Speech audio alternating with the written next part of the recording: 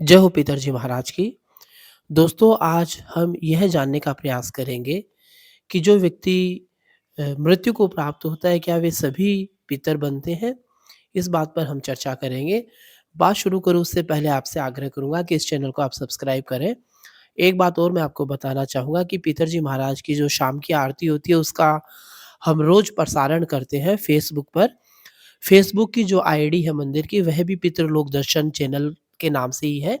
तो आप पितृलोक दर्शन जब आप सर्च करेंगे फ़ेसबुक पर, तो पितरजी महाराज की जो रोज़ शाम की आरती होती है, उसके आपको दर्शन हो सकते हैं। उसको भी आप ज़रूर फ़ॉलो करें।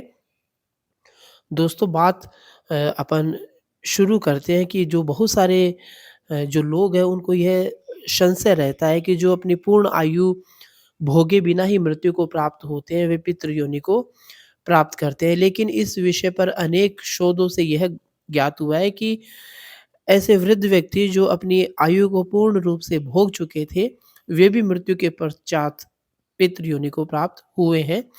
इस तथ्य से ये निश्चित है कि कोई भी मृतक जो पितृ योनि है, उसको प्राप्त कर सकता है। लेकिन यह आवश्यक नहीं कि प्रत्येक परिजन जो समय अथवा असमय मृत्यु को प्राप्त होता है, वह पितृ योनि को प्राप्त करे। तो जो मुख्य-मुख्य कारण है, उनकी हम यहाँ पर चर्चा करेंगे। एक ऐसा व्यक्ति जो युवा है, जिसका विवाह हो चुका है और उस पर अपने परिवार, माता-पिता इत्यादि के भरण-पोषण की ज़िम्मेदारी है। वह व्यक्ति किसी कारणवश अचानक मृत्यु को प्राप्त हो जाता है, तो ऐसी स्थिति में उसके पितृ योनि में जाने को लेकर संशय रहता है, क्योंकि उसके सभी कार्य और ज़िम्मेदारी जो अपने परिवार के प्रति थे, वे पूर्ण नहीं हो पाए, इसलिए वह इन कामनाओं में और मोह में फँसकर अपनी मुक्ति को बाधित करता है। ऐसे जो व्यक्ति की मुक्ति है, वो नहीं हो पाती। जब उसके जो परिजन हैं, अच्छी स्थिति में होते हैं, तो उन्हें किसी प्रकार का कष्ट नहीं रहता है, तब जो मृतक की आत्मा है, वो मुक्ति को प्राप्त कर लेती है।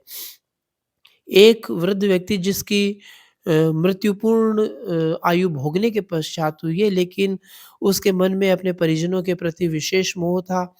वह मोह वृद्धावस्था में भी लगातार बना हुआ रहे। परिजनों के साथ ही उसका यह मोह अपने धन, संपत्ति इत्यादि के साथ भी जुड़ा रहे, तो ऐसे व्यक्ति की मृत्यु के पश्चात पितृ योनि में जाने की संभावना रहती है। कोई किशोर अथवा बालक जिसकी मृत्यु अचानक किसी दुर्घटना में हो जाए, तो उसके माता-पिता इस स्थिति को स्वीकार नहीं कर पाते।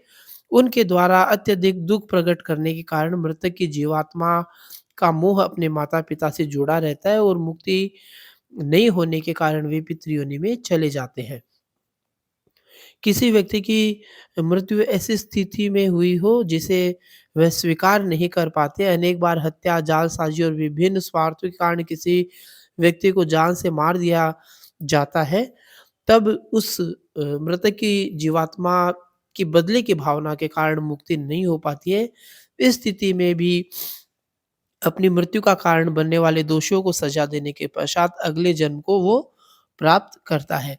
अनेक बार ऐसे व्यक्ति जो अपने समाज, परिवार, नगर इत्यादि का कल्याण चाहते हैं और इसी मोह में उनकी मृत्यु हो जाती है। इस स्थिति में आत्मा मुक्ति का मार्ग अपनाने की अपेक्षा पितृ योनि में जाकर अपनी इच्छाओं की पूर्ति करती है और अपने कार्यों को मृत्यु के पश्चात भी जारी रखने का प्रयास करती है।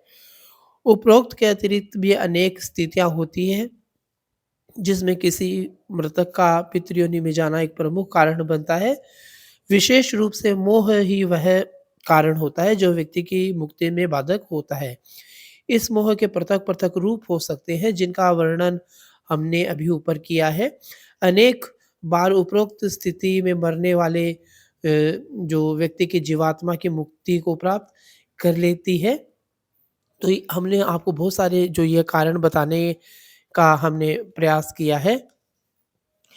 तो अधिकतर जिनका मोह रहता है और वे पितृ बनने की उनकी संभावनाएँ भी अधिक होती है और आप इस चैनल के माध्यम से ऐसी ही विभिन्न प्रकार की जानकारियाँ प्राप्त कर सकते हैं और अपना नॉलेज भी आप क्रिएट कर सकते हैं।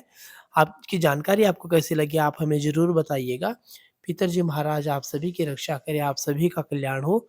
जय हो पितरजी महाराज की।